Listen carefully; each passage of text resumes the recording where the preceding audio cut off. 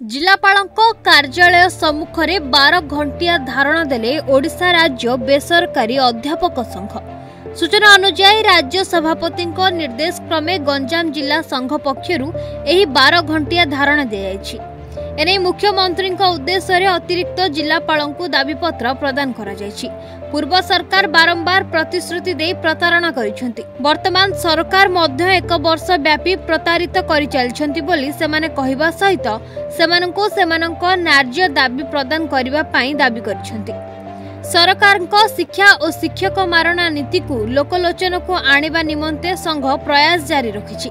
तेबे दाबी पूरण न हेले आंदोलन को पुणी तीव्रतर कराजिबो बोली संघ पक्षरु चेतावनी दियाछि। ओडिशा राज्य बेसरकारी अध्यापक कर्मचारी संघर गंजाम जिलार जिला संयोजक मुहली प्रकाश चंद्र शतपथी।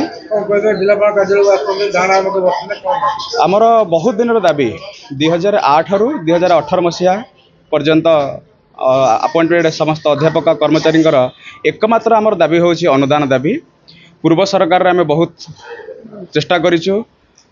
विभागीय अधिकारी मंत्री मुख्यमंत्री मुख्य शासन सचिव समस्त पाखक जाइथिलु।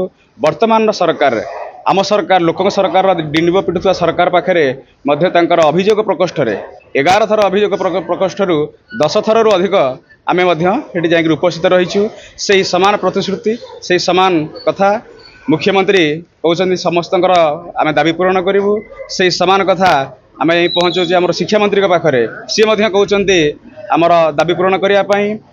मुख्य शासन सचिव शिक्षा सचिव समस्त पाखे पहुँची एवं आमर फलशून्य। आम तृणमूल स्तर पुणी चेष्टा करुचु जिलापाल सम्मुखें धारणा देवु।